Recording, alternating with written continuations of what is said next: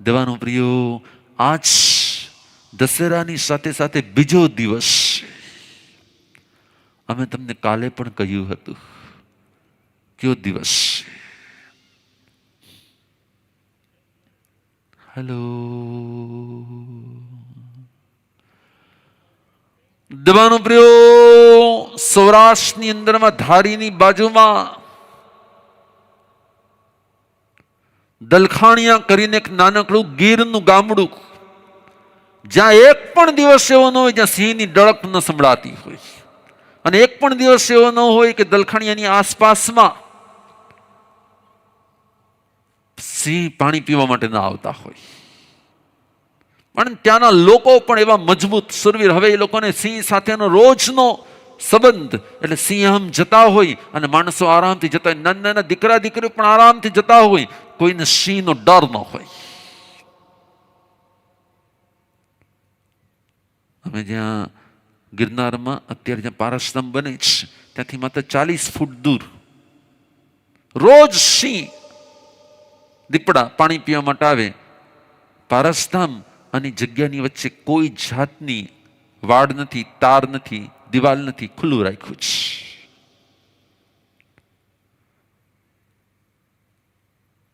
એવા એ ગીરના ગામની અંદર,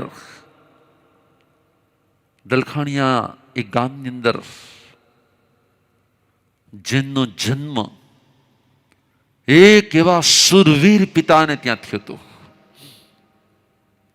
જે સુરવીર પિતાના, યાદ રાખજો, માતા પિતાના સંસ્કારો જ જીવનની સૌથી મોટી મૂડી હોય છે. ત્યાં એ મળ્યા પરિવારમાં જગજીવનભાઈ અને જયંતીલાલભાઈ, આ બે પિતા અને પુત્ર. ઘણી વાર આપણે એમ થાય ને કે આ વ્યક્તિ આટલું કેમ કરી શકતા હશે, પણ વિચારોની પ્રોસેસ એટલી જોરદાર હોય, એની પ્રેરણાનો સ્તોત્ર એવો જોરદાર હોય. જગજીવનભાઈની એવી અડગ દશા હતી કે એ જમાનાની અંદરમાં પૂર્વ ભારતની અંદર રાજગીરીના પહાડોની વચ્ચે મુનિ જગજીવનજીએ અનશનની આરાધના કરી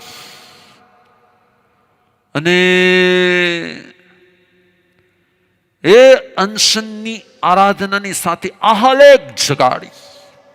પૂર્વ ભારતની અંદરમાં એ સમયે રોજના હજારો લોકો એમના સંથારાના દર્શન કરવા માટે આવતા, અને એમણે હસતા મુખે પાટ ઉપર બેઠા બેઠા મૃત્યુને વેલકમ કર્યું. આવ. એક દિવસ વીતે, 2 દિવસ વીતે, 3 દિવસ વીતે, 4 દિવસ વીતે. નક્કી કરી લીધું કે જ્યાં સુધી મૃત્યુ ના આવે, નહીં આહાર કે નહીં પાણી. સહેલું કે અઘરું? સામે મૃત્યુ દેખાય જ પણ આવતું નથી. સામે મૃત્યુ દેખાય જ પણ આવતું નથી.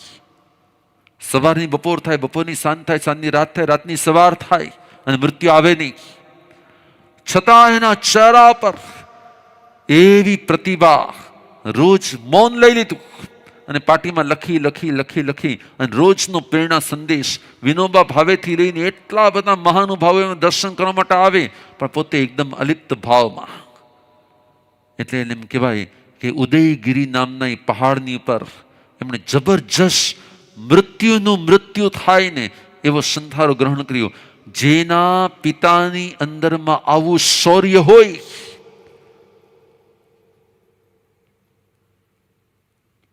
એનું સંતાન કેવું હોય,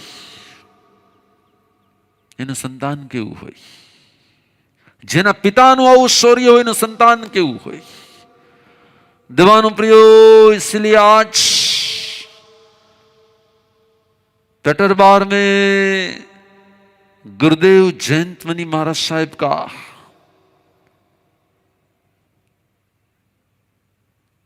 ये जन्म शताब्दी वर्ष.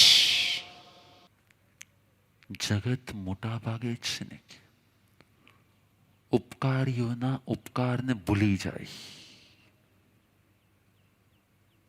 પણ અમે હંમેશા માનીએ છીએ કે જેમણે ઉપકાર કર્યો હોય ને એની તિથિઓ મનાવવી, એના સ્મરણ કરવા, એમને સદાય વંદન કરતા રહેવું. કેમ કે ઉપકારીઓએ કરેલા ઉપકારને યાદ કરવાને, એના ગુણગાન કરવાને, એ એમના જેવો ઉપકાર કરવાની અને કરાવવાની પ્રેરણા જગાવવાનો અવસર હોય છે.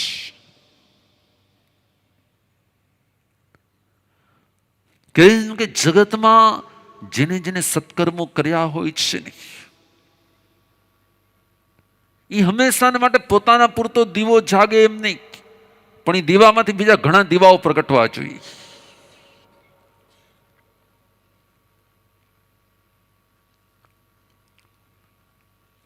જેમ જેમ આવા મહાપુરુષોના ગુણગાન ગાઈએ ને, એમ આપણને પ્રેરણા જાગે. નવા નવા સાધુઓને પણ પ્રેરણા જાગે, નવા નવા સાધ્વીજીને પણ પ્રેરણા જાગે કે એમની પાસે આવું અગાધ જ્ઞાન અને છતાં એક ખૂણાના ગામડામાં બેસીને આટલી મોટી સેવાનો યજ્ઞ કરી શકે. मैं संस्था के ट्रस्टी दिलेश भाई से आग्रह करता हूं, पूज्य गुरुदेव के आज जन्म जयंती पर माला पहनाकर सम्मान कर माला पहनाएंगे और विपिन भाई श्रद्धांजलि अर्पित करेंगे. विपिन भाई દેવાનો પ્રિયો પેટરબાર એટલે એકદમ સાવ નાનકડું ગામ, અને આ નાનકડા ગ્રામની અંદર આસપાસમાં ચારે તરફ મોટા ભાગે આદિવાસી. મેં તમે કાલે કીધું તેમ એ આદિવાસીઓને પૂરા વસ્ત્ર પણ પહેરવા નતું મળતું અને પૂરું ભોજન ન મળતું હોય, એવી કંગાલ કરી હતી. હું પણ એ બધા ગામડામાં ગયો છું એટલે મને ખબર છે. સાવ નાના નાના ઝૂંપડા,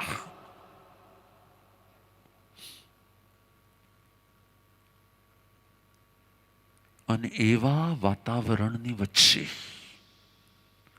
આવા પ્રખર જ્ઞાની વ્યક્તિએ પોતાના જીવનનો જાણે કે ભોગ આપી દેવો હોય ને,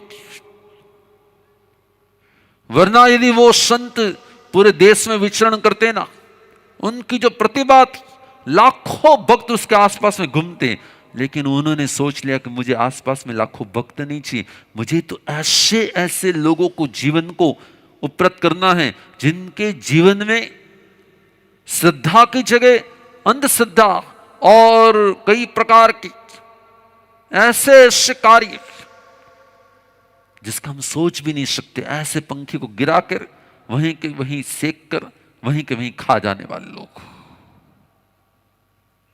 दीवानो प्रियो पेटरबार में आप सुन रहे हैं क्या जी? तो मैं यहां से आप सबको भी देख रहा हूं, और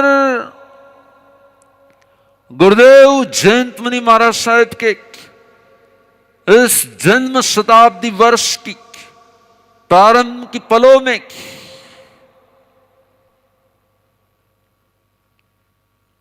ऐसे महापुरुष के प्रति सिर्फ अपने मस्तक को ही नत करना, यही हमारा विनय नहीं है.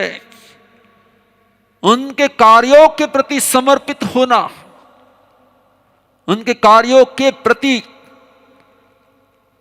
हमारा समर्पित होना ही उनके प्रति हमारी पूर्ण श्रद्धा का दर्शन है. ऐसे महापुरुषों का होना ही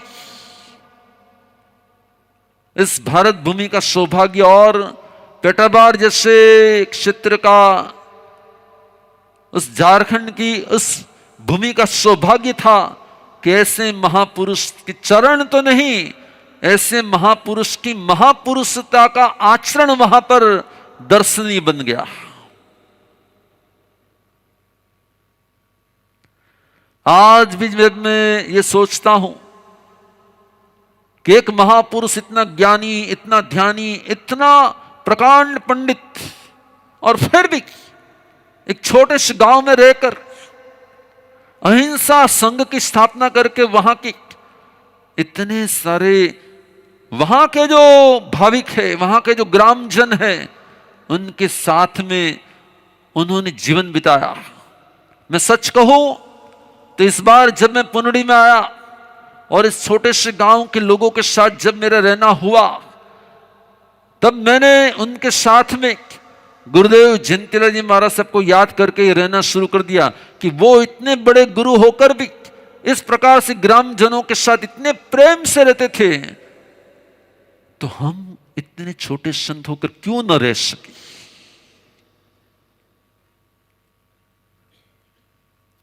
देवानुप्रियो, गुरुदेव जयंत मुनि महाराज साहब ने जो उपकार किया, आज हम उनके उपकारों के चाहे कितने ही गुणगान करेंगे, लेकिन हम उन्हें वापस तो नहीं ला पाएंगे। કેટલાયના જીવનને સુધારવા માટે, કેટલાયના જીવનને સુધારવા માટે कई कितने आत्माओं की लाइफ तो सुधार दी, उसके परिवार को भी बदल दिया, लेकिन उनके कर्मों का भी सत्कर्म में रूपांतर करते हुए सही अर्थ में एक मसीहा बनकर वो तटभार की भूमि पर विराजे थे। मसीहा वो होता है जिसका कोई स्वार्थ नहीं होता। मसीहा वही होता है जिसके हर श्वास में परोपकार होता है। मसीहा वही होता है जिसको अपने लिए सोचने की फुर्सत न हो, और मसीहा वो होता है जिसके जीवन में हर पल किसी न किसी के दुख को, किसी न किसी की पीड़ा को, किसी न किसी के प्रॉब्लम को, मैंने देखा था वहां पर जब भी मैं रहा, तब कितने लोग आते थे, बाबा जी मेरा ये है, बाबा जी मेरा ये है, बाबा जी वो है, और बाबा जी सबको सुनते, उनका समाधान देकर उनके जीवन की राह को पलट देते थे।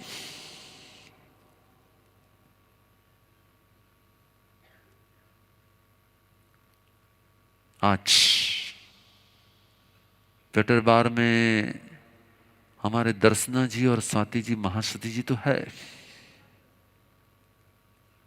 लेकिन फिर भी पेटरबार सुना है।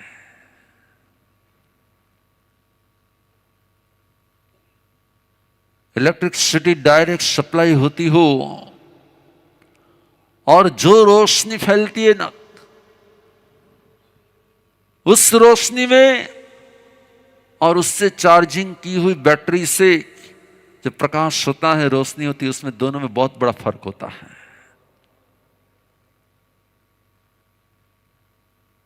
लेकिन मैं ये बात अवश्य कहूंगा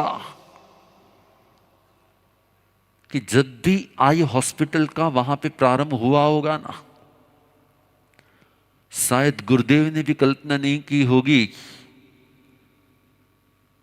कि मेरे जीवन में तो ये आई हॉस्पिटल, मेरे जीवन में तो ये सत्कर्मों का ये हॉस्पिटल एक श्रेष्ठ बनी गया है, लेकिन मेरी विदाई के बाद भी महीनों बीतेंगे, सालों बीतेंगे, लेकिन फिर भी गुरुदेव जग जयंत का नाम और उनका काम इस हॉस्पिटल के नाम से ही, हॉस्पिटल के काम से ही, हॉस्पिटल की सेवाओं से ही सदा सदैव गूंजता रहेगा। शायद ये कल्पना उन्होंने भी नहीं की होगी। आज जिनके चेहरे पर गुरुदेव ने मुस्कान लाई है ना, जिन के चेहरे पर, मुझे मालूम है वहां पे बैठता था, कोई आता था, गुरुदेव मेरे बच्चे को ये प्रॉब्लम है, इसको ये खिला दे, उसको ये कर दे, बरोबर हो जाएगा। और 3 दिन के बाद वो बहन आती, और बच्चा एकदम बरोबर हो गया है। गुरुदेव के पास कोई एकदम ही गरीब व्यक्ति, बेटी की शादी है और इतना बड़ा प्रॉब्लम है, इतना बड़ा वो हो रहा है, हो जाएगा तो चिंता मत कर, शांति रख। और जैसे शब्द निकलते थे ना, शांति रख, अपने आप ही उनका हर प्रॉब्लम, क्योंकि गुरु संत वही होते हैं जिसके पास अपनी निर्दोषता से आई हुई वचन सिद्धि होती है।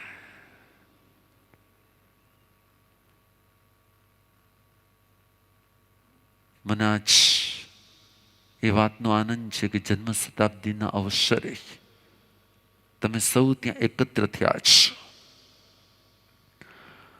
देवानु प्रियो, आज तक में 5 लाख से भी ज्यादा वहां के ग्रामजनों को पेटरबार की ओर से सहायता मिली है, दवाइयां मिली है, ऑपरेशन हुए हैं और भी बहुत सारे प्रकल्प हुए हैं। इस साल में भी गुरुदेव के जन्म शताब्दी वर्ष के अवसर पर 12वें महीने में अलग अलग प्रकार के बहुत सारे जब सुकृत होने वाले हैं, तब मैं याद करूंगा कि गुरुदेव ने वहां पर रहकर बनाई हुई 8 बड़ी बड़ी महाविद्यालय, उन्होंने वहां रहकर सिर्फ हॉस्पिटल नहीं बनाई, बड़े बड़े 8 विद्यालय जो आज भी हजारों बालक बालिकाओं को अपने जीवन में ज्ञान की रोशनी बढ़ाने के लिए। दिवानो प्रियो, वहां पे जो भी दंत चेकअप हो रहा है, वहां पे जो भी सेवाएं हो रही है, उन सब की आज अनुमोदना करते हुए मैं गुरुदेव जयंत मुनि महाराज साहब के प्रति अपनी श्रद्धा भक्ति को व्यक्त करते हुए ज्यादा समय नहीं ले रहा हूं आप लोगों के बीच में।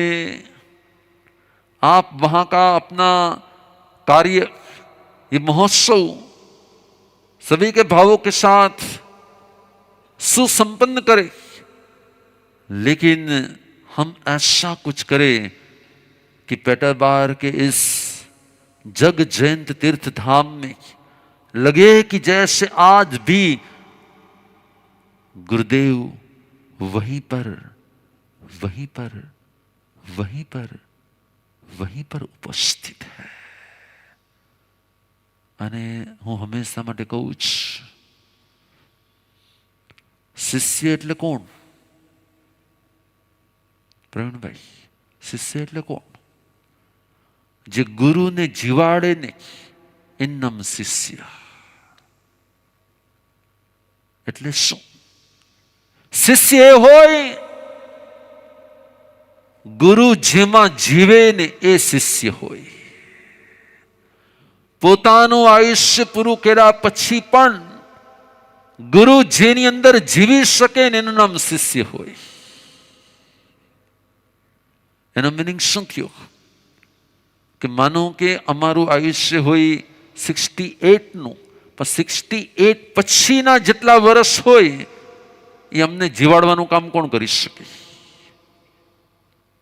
તો અમે જે પ્રકારે જીવતા હતા એ પ્રકારે જો શિષ્ય એ જીવન શૈલીને આગળ વધારે છે તો ગુરુ કોનામાં જીવે છે? અને એટલે જ ગુરુનું આયુષ્ય ઓછું હોય પણ ગુરુ હંમેશાના માટે શિષ્યમાં પોતાનું આયુષ્ય વધારતા હોય। અન્ડરસ્ટેન્ડ?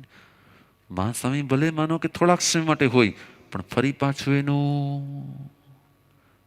એમ દરેક શિષ્યની ફરજ છે અને શિષ્ય એને જ કહેવાય છે ગુરુને જેમાં જીવવાનું મન થાય ને, ગુરુને જેનામાં જીવવાનું મન થાય ને એનું નામ શિષ્ય હોય। ગુરુ ધારવાથી કે ગુરુ માનવાથી નહીં, ગુરુને તમારામાં જીવવાનું મન થાય ને એવું જીવન તમારું થાય ને તો તમારું શિષ્યત્વ સાર્થક થઈ જાય। કેટલા એમ કહી શકે કે ના, ગુરુદેવને મારામાં જીવવાનું મન થશે। હેલો, મને એમ લાગે છે कि मारू जीवन मारे એવું બનાવવું છે। મને એવું લાગે છે कि मुझे ऐसा लग रहा है कि मेरा जीवन ऐसा बन रहा है, और इसलिए मैं वहां पर विराजित दर्शना जी और स्वाति जी महाशय जी को भी यही प्रेरणा देना चाहता हूं कि आप वहां पर विराजित है, कोई पेटरबार में प्रवेश करे ना और आपके दर्शन करे ना, उनको लगे कि नहीं गुरुदेव के साक्षात दर्शन हो रहे हैं। हम ऐसा ही कुछ संकल्प कर दे, हम ऐसी कुछ भावनाओं को प्रकट कर दे। देवानु प्रियो, आज पूरा पूर्व भारत में બધા જ ભાવિકો ત્યાં ઉપસ્થિત છો. બધાની ગુરુદેવ જયંતમુનિ મહારાજ સાહેબ માટેની શ્રદ્ધા અને ભક્તિ છે.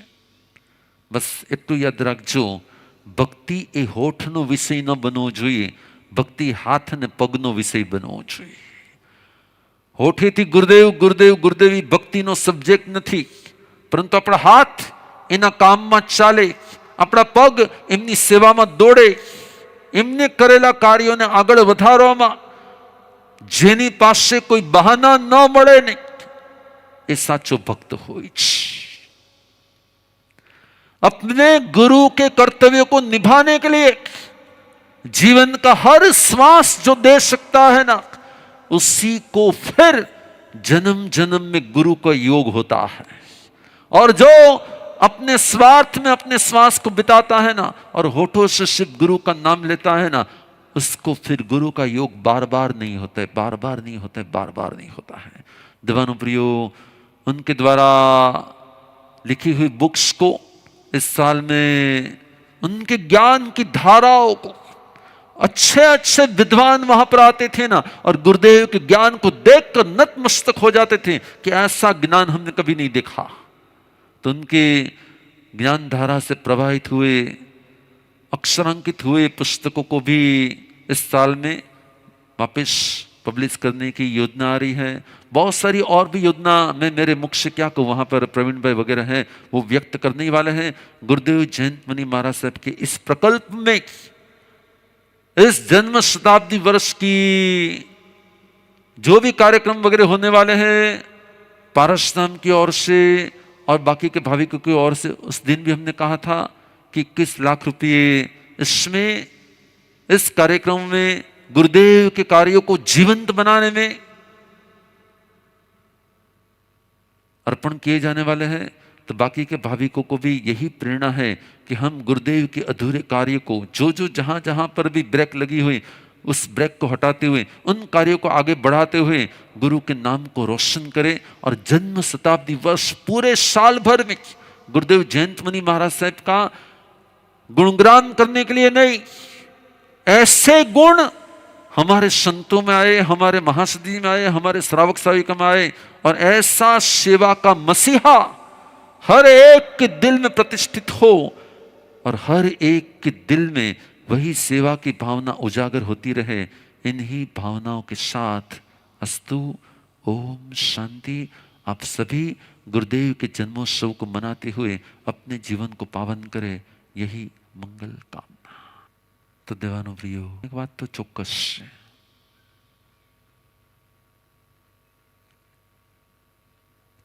તમારી પાસે હજારો ભક્તો હોય, અગાધ જ્ઞાન હોય, પણ ખૂણામાં બેસી અને ત્યાંના નંદના ગ્રામજનોની સાથે જીવન વિતાવવામાં, ચાલો 4 મહિના પુનડી આવશો ને, 6 મહિના પુનડી આવશો ને, બરોબર છે, પણ મને કોઈ કહીને આવે છે ને લાઈફ ટાઈમ તમારે પુનડીમાં રહેવાનું છે, હા પાડીશ કે ના પાડીશ? કદાચ એકવાર હાઈ પાડી દઉં ને, કદાચ એકવાર હાઈ પાડી, ચાલો આ બધાનો પ્રેમ ખૂબ છે ને હાઈ પાડી દઉં ને એક વખત, પણ તોય રહી જાઓ. અમારા એક ગુરુ હતા ને, એ વર્ષોના વર્ષો સુધી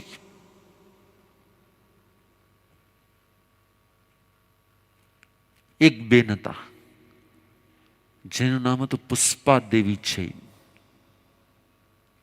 અને પુષ્પા દેવી જૈન એ એક જ બહેન ગુરુદેવ જયંતમુનિ મહારાજના જીવનનું જબરજસ્ત પ્રેરક બળ બન્યા. ગુરુદેવને ગામો ગામના સંઘો અને લોકોને બધા જ બોલાવે, પણ પુષ્પા દેવી હંમેશા માટે એમ કહે कि आपके जीवन की सार्थकता तो इन छोटे लोगों के बीच में, इन सामान्य लोगों के बीच में, आप कहाँ इन. અને પુષ્પા દેવીનો એટલો પ્રેમ જયંતમુનિ મહારાજ સાહેબ એની પાસે જાણે બાળક બની જાય ને એમ એની દરેક વાતને માનતા. અને એની એ વાતને માનતા એમણે એના જીવનને પેટર બાર માટે સમર્પિત કરી દીધું. અને પેટરબાની આસપાસના આટલા બધા 1,00,000થી વધારે, આમ તો એના કરતાં વધારે બહુ મોટો ફિગર છે, એટલા બધા લોકોની લાઈફને બદલવી, એને ટાઈમ આપવો, એને સમય આપવો, એની સાથે વાતચીત કરવી, એના જીવનના પ્રોબ્લેમને સોલ્વ કરવા, એના જીવનમાંથી માંસાહાર છોડાવવો, એના જીવનમાંથી બાકી બધા અવગુણો છોડાવવા.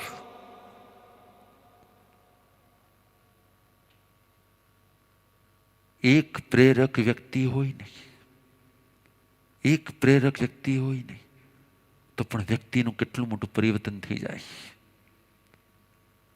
આજ એ પુષ્પા દેવીજી આટલા વર્ષો સુધી એનું જીવન ચાલ્યું અને જન્મ શતાબ્દી વર્ષ આજે શરૂ થાય છે અને પરમ દિવસે પુષ્પા દેવીજી વિદાય થયા. તમે એ બેનનું વ્યક્તિત્વ જુઓ ને, એની જે પ્રેરણા જુઓ ને, એની અંદરનો જે એક ભાવ જુઓ ને, એક સાધુના જીવનમાં પણ જેને કહેવાય ને કે આપણે આમ જ કરવું જોઈએ, આપણે આમ કરવાથી આ, અને એટલી બધી પ્રેરણા એમણે ગુરુદેવ જયંતમુનિ મહારાજ સાહેબ જેવા જ્ઞાની પુરુષના જીવનમાં સર્જી દીધી. कभी कभी ऐसा भी होता है कि जब साधु जहां पे बालक बन जाता है ना, साधु जहां पे बालक बन जाता है ना, उस माँ का वात्सल्य कैसा होगा, उस देवी जी का वात्सल्य कैसा होगा, उनका भाव कैसा होगा.